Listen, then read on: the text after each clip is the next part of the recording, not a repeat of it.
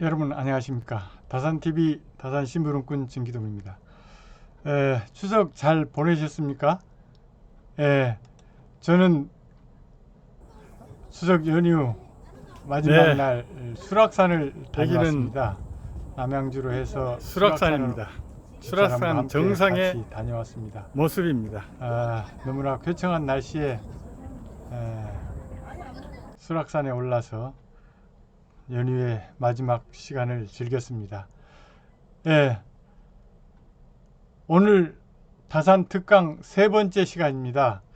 9월 21일 첫 회, 그 다음에 9월 28일 두 번째 다산 정신의 현대적 가치, 오늘 마지막 회, 새로운 사회적 가치 창출이라는 주제로 여러분과 함께 하고자 합니다.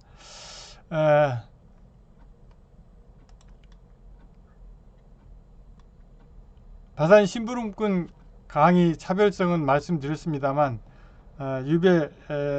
유배지에서 2년 반 동안 현장 경험을 했고 또 120여 차례 이상 다산 초당을 방문했고 다산 정신에 대한 논문을 최초로 발표를 했고 다산의 사람 그릇이라는 책을 통해서 여러분과 함께 했습니다.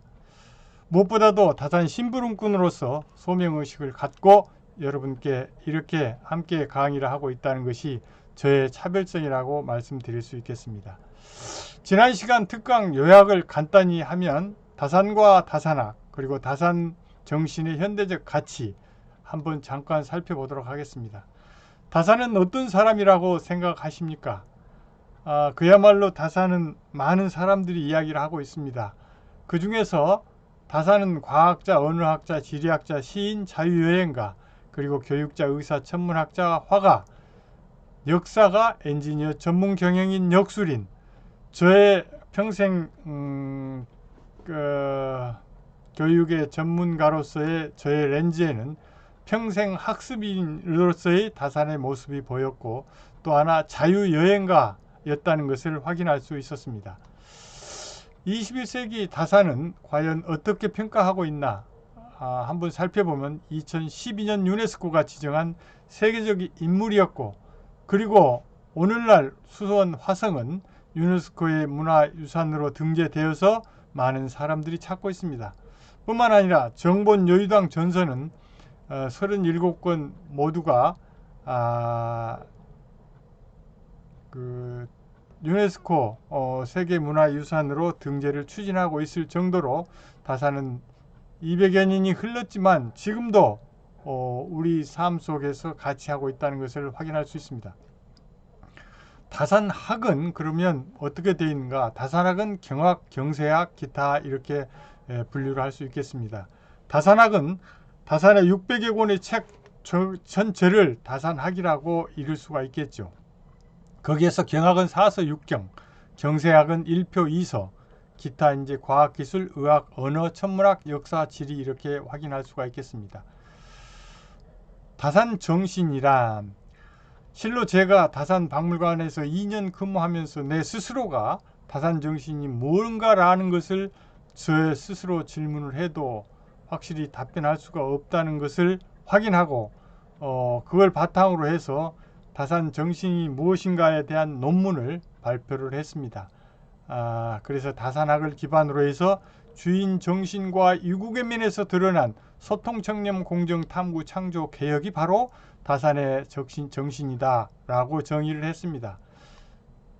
그러면 왜 다산 정신인가 라는 것을 살펴보면 다산 정신에 대한 확실한 이해를 할 수 없었고 그것을 현대적으로 해석할 필요가 있었다.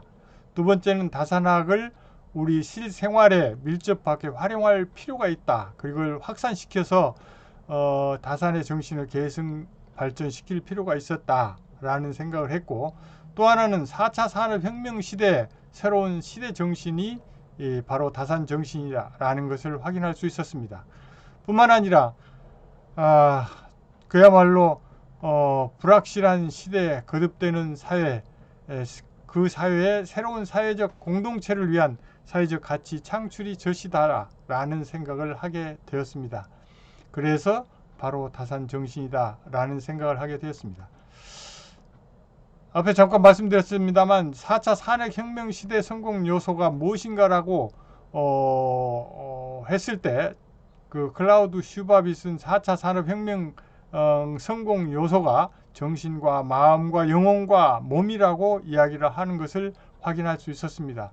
그러고 보면 다산은 이미 200년 전에 정신과 마음과 영혼을 사서 육경을 통해서 이미 저희들에게 지혜를 가르쳐주고 있다고 확인할 수가 있겠습니다. 다산정신의 현대적 가치 보다 쉽게 이해할 수 있도록 한번 확인을 해봤습니다. 그것은 바로 연초에 영화계의 노벨상이라고 할 수 있는 봉준호 감독의 오스카상 수상과 더불어서 쓴 글 중에 봉준호 장르가 있었습니다. 그래서 저 나름대로 다산 정신과 봉준호 장르를 비교하면서 실질적으로 우리가 활용할 수 있는 다산의 정신을 새겨 보았습니다. 그래서 주인정신, 위국애민, 소통, 청렴, 공정, 탐구, 창조, 개혁에 있어서 봉준호 장르와 확인을 하면서 다산의 현대적 가치를 확인해 보았습니다. 지난 시간에 자세히 확인을 해 보았습니다. 보다 자세한 것은 지난 시간 29회차 다산 특강을 확인해 보시면 알 수가 있습니다. 마지막으로 지난 시간에 여러분께 말씀드렸습니다만 다산은 누구보다도 미래를 예측하면서 조선의 개혁을 주장했던 것입니다. 경세위표 서문에 그는 그기 생각한데 터럭 한 끝에 이르기까지 병들지 않는 것이 없으니 지금 와서 개혁하지 않으면 반드시 나라가 망하고 말 것이다 라고 얘기를 했습니다. 아니나 다를까 다산이 사망을 한 이후에 30년, 40년 그 이후에 몇 년입니까? 다산이 예견한 대로 조선은 망하고 말았습니다.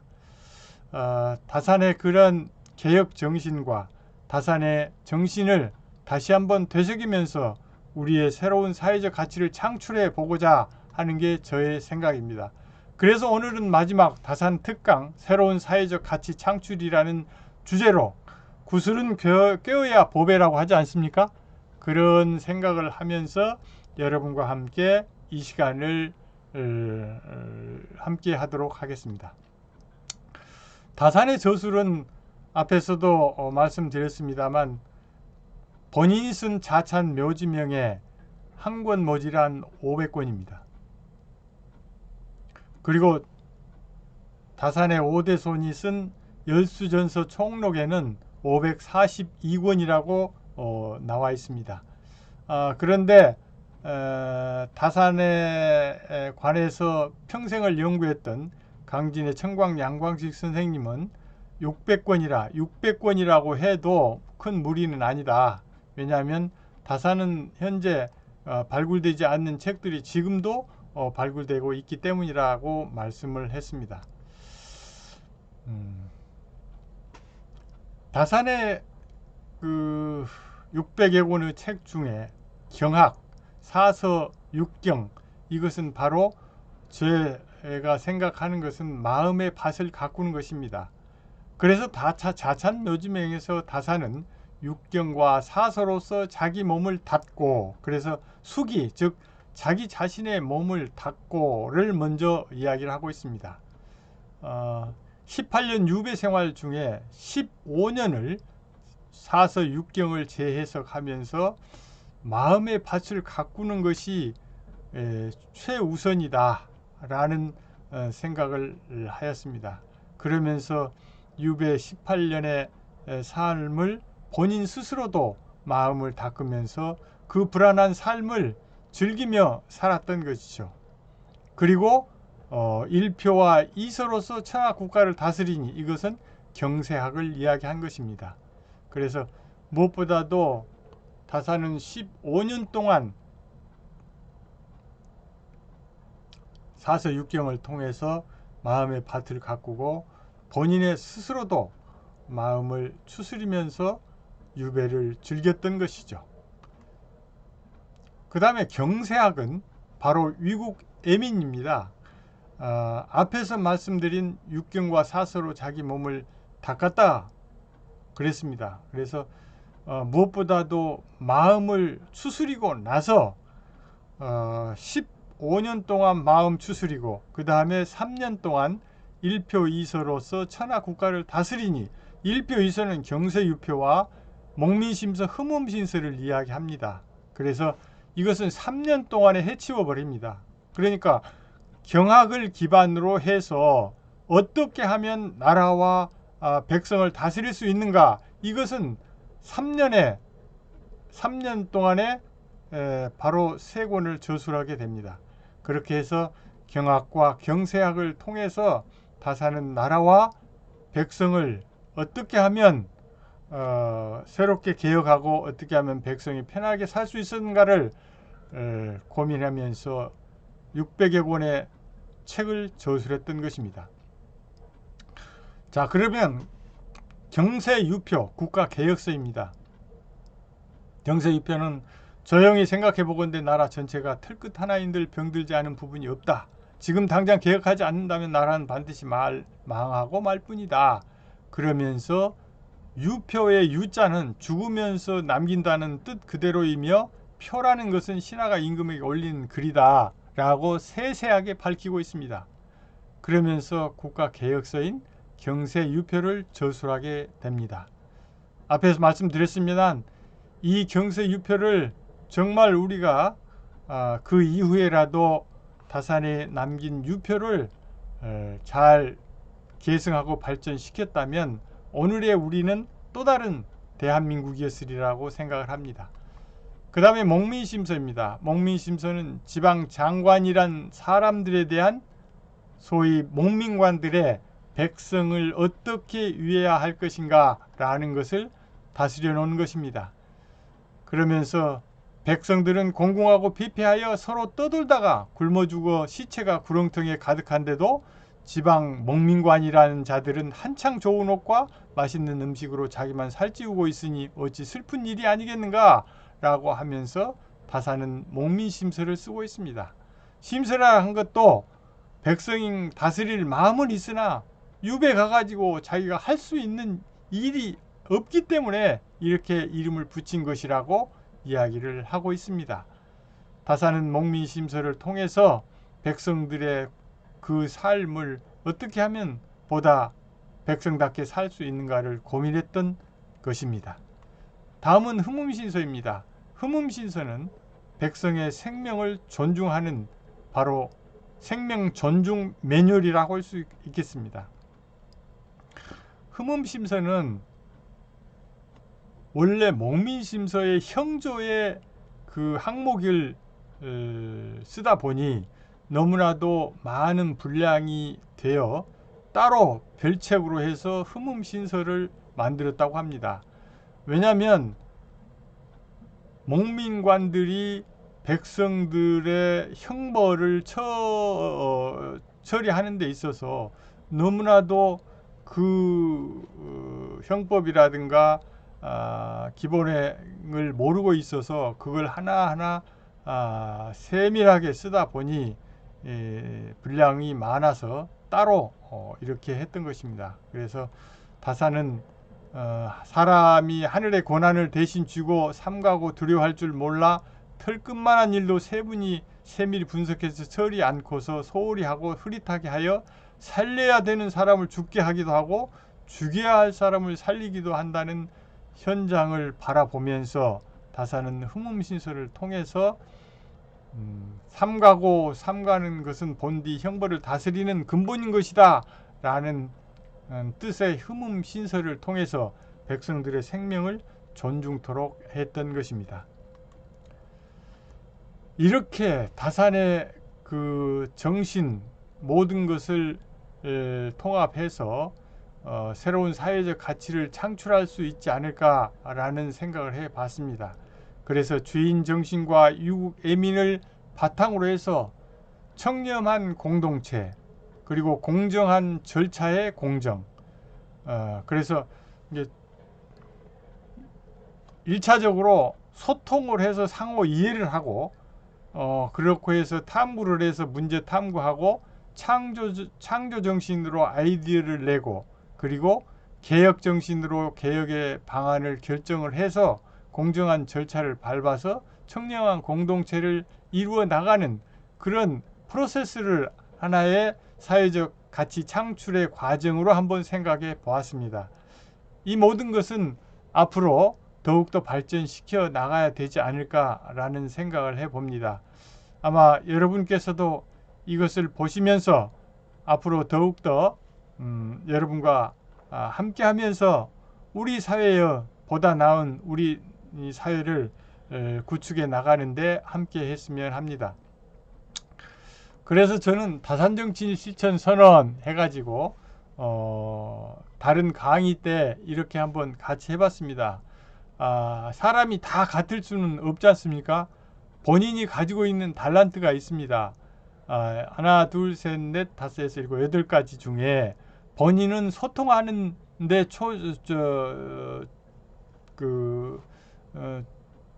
누구보다도 뛰어나다. 그러면 소통이 일꾼이 될 수도 있고, 청렴하다면 청렴의 일꾼이 될 수 있고, 공정하다면 공정의 일꾼이 될 수 있지 않겠습니까?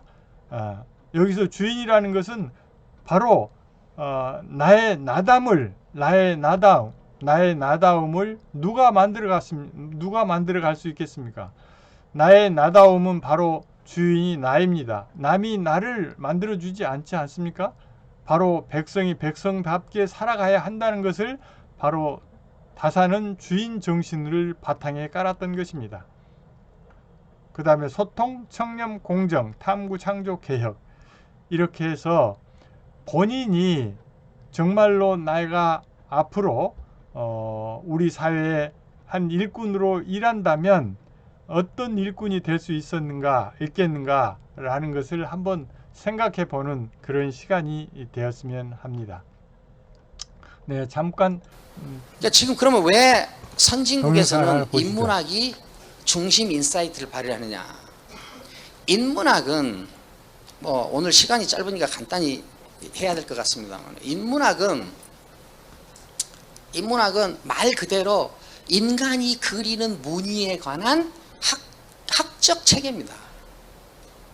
인간이 그리는 무늬란 게 뭐냐? 인간의 동선입니다. 인간의 동선에 관한 학적 체계를 우리가 인문학이라고 합니다. 그러니까 모든 문명적 전망, 창의적 어떤 전망, 상상력, 이런 것들은 그냥 나오는 게 아니라 이 인문적인 높이에서만 나옵니다. 그냥 우리가 흔히들 피아노를 잘 치면은 피아니스트라고 그럽니다. 이 피아니스트는 피아노가 가진 기능을 잘 구현하는 겁니다.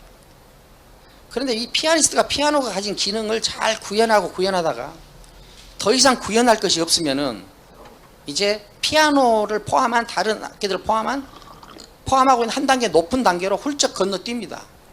그럼 그 단계가 되면 이 사람은 이제 음악 이론, 음악 체계를 구현합니다. 그러면 이제 이 사람은 이제 뮤지션 혹은 음악가가 되는 거죠. 뮤지션, 음악가는 음악 이론과 음악 체계를 구현하는 사람입니다.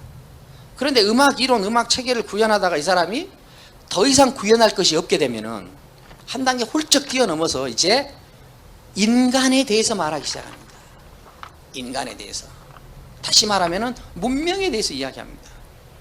그러면 이 사람을 비로소 아티스트, 예술가라고 부릅니다. 그런데 우리가 피아니스트, 뮤지션, 아티스트 이렇게 3단계로 나눠놓고 보면은 피아니스트에서 뮤지션까지 거리나 뮤지션에서 아티스트까지 거리가 같을 거라고 생각합니다. 이건 착각입니다. 피아니스트에서 뮤지션으로 올라가는 난이도가 예를 들어서 5 정도 된다면 뮤지션에서 아티스트로 올라가는 난이도는 한 50만 정도 될 겁니다. 왜 그럽니까? 피아니스트나 뮤지션은 다 있는 길을 가는 단계입니다. 그렇지만 아티스트는 핵심이 뭐냐면은 없는 길을 연다는 겁니다. 없는 길을 열고 아직 오지 않은 빛을 끌어당겨야 됩니다. 그렇기 때문에 이 없는 길을 여는 차원하고 있는 길을 가는 차원하고는 이거는 전혀 다른 게임이 됩니다. 그래서 자, 우리는 없는 길을 열 수 있도록 인간에게 준비된 능력이 있는데 그거를 상상력, 창의력으로 합니다. 상상력, 창의력. 그러니까 상상력, 창의력은 아티스트 레벨에서 되는 일이지 뮤지션 레벨까지는 안 되는 일입니다. 네, 최순석 교수의 그 영상을 저는 보면서 왜 제가 다산 정신을 도출했는가 그 당위성을 발견하게 되었습니다. 최 교수께서 말씀하시는 것은 바로 생각의 높이는 시선의 높이를 결정하고 시선의 높이는 활동의 높이를 결정하고 활동의 높이는 바로 삶의 수준을 결정한다. 결론적으로 생각의 높이가 세계적 수준을 결정한다 라고 이야기하고 있습니다. 생각과 사고의 수준이 세계적 수준이 되어야 세계 속의 대한민국으로 거듭날 수 있다는 이야기입니다. 저는 다산의 600개의 구슬과 다산 정신을 바탕으로 불확실한 미래를 대비하는 K정신의 혁명을 이루어 나가길 바라는 마음으로 그동안 3회차에 걸쳐서 다산 정신에 대한 논문을 바탕으로 여러분과 함께 했습니다. 이제 세상은 너무나도 불확실한 시대가 계속되고 있습니다.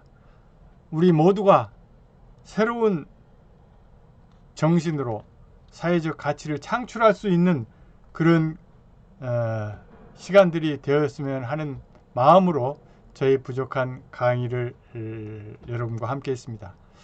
나라다운 나라, 백성이 주인 되는 세상, 그 주인은 바로 누구입니까? 바로 당신, 다산 정신을 실천하는 리더 바로 여러분입니다. 여러분, 앞으로 다산 심부름과 함께 새로운 사회적 가치 창출을 위해서 여러분과 함께 할 수 있는 그런 시간이 되기를 바라면서 다산 특강 3회차 오늘로써 마지막 인사드립니다. 감사합니다. 다산 심부름꾼 이야기는 매주 월요일 여러분과 함께 합니다. 감사합니다.